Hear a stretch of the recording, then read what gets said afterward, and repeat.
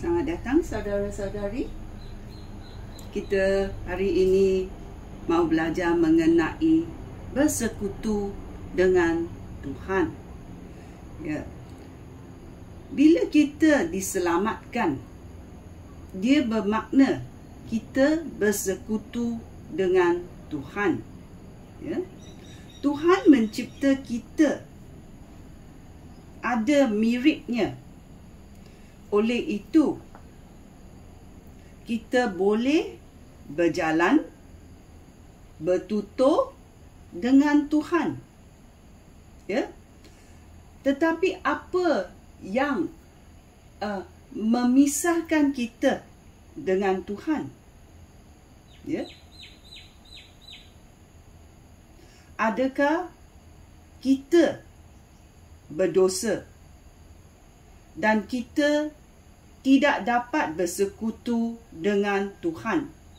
Dan bila kita berdosa, kita mahu menjauhi Tuhan kerana kita mahu selubungi atau menyembunyikan dosa kita daripada Tuhan.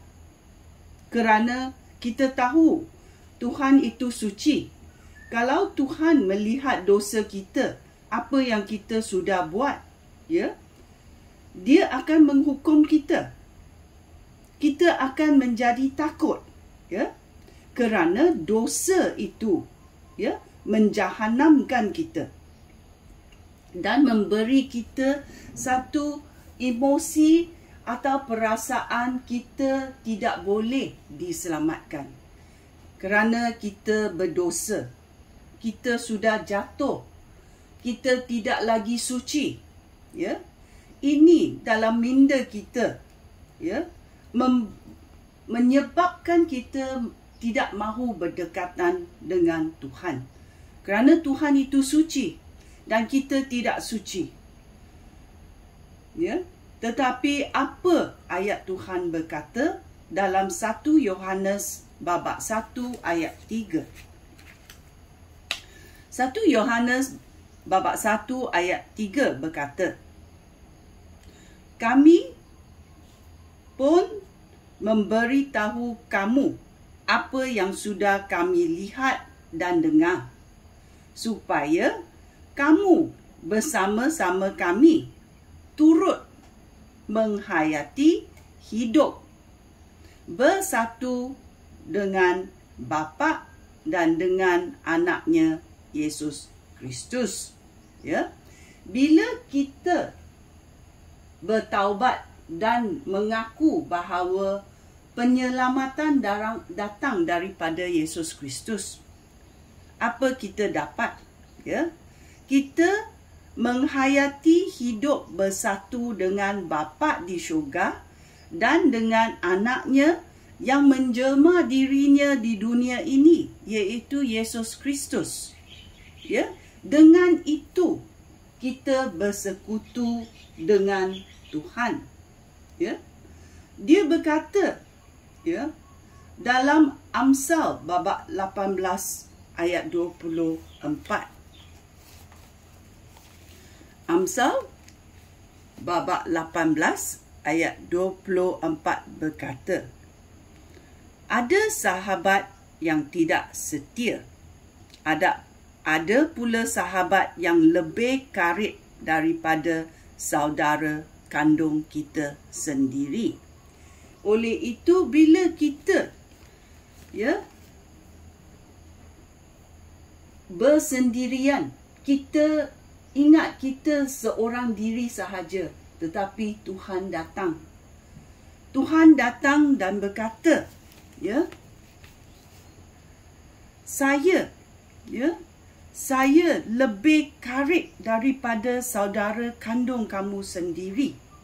Ya, maukah kamu datang kepada saya, iaitu Yesus Kristus? Ya, kerana kita tahu, ya, bahawa Tuhan tidak mencipta manusia untuk mengalami hidup yang berdosa atau hidup yang penuh dengan penyakit. Bila Tuhan mencipta kita, Tuhan berkata, woi, bestnya. Manusia yang aku cipta ini best. Tetapi apa terjadi? Kita telah melanggar dan memberontak terhadap Tuhan. Oleh itu, dosa masuk dalam hidup kita dan kita tidak lagi bersekutu dengan Tuhan kerana dosa memisahkan kita daripada Tuhan. So, bagaimana? Apa yang kita boleh buat? Adakah kita ada harapan? Kita tidak ada lagi harapan. Tetapi Allah Tuhan kita berkata, okey, mereka tidak boleh menyelamatkan mereka sendiri. Biar aku menghantar anak aku Yesus Kristus ke dunia ini, untuk menebus dosa mereka. Kalau mereka percaya kepada penyelamatan Yesus Kristus, darah Yesus Kristus boleh menebus segala dosa. Kerana darah Yesus adalah darah yang suci.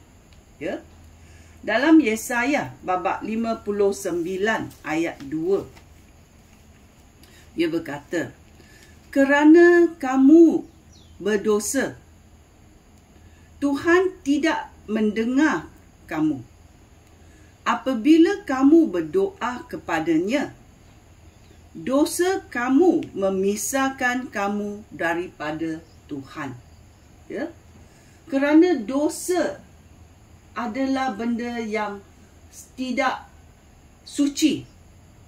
Oleh itu, Tuhan yang suci tidak mahu menerima benda yang tidak suci. Bolehkah kita pergi ke syurga kalau hidup kita tidak suci, hati kita tidak suci, minda kita tidak suci? Bolehkah kita pergi ke syurga? Kita ingat kita orang baik, Adakah kalau kita bercakap satu tipu hela, adakah kita berdosa? So kita mesti imbas kembali. Bolehkah kita menyelamatkan diri kita sendiri supaya kita boleh pergi ke syurga? Apa yang boleh menyebabkan kita pergi ke syurga? Dalam Matius babak 26 ayat 28 berkata, inilah darah aku.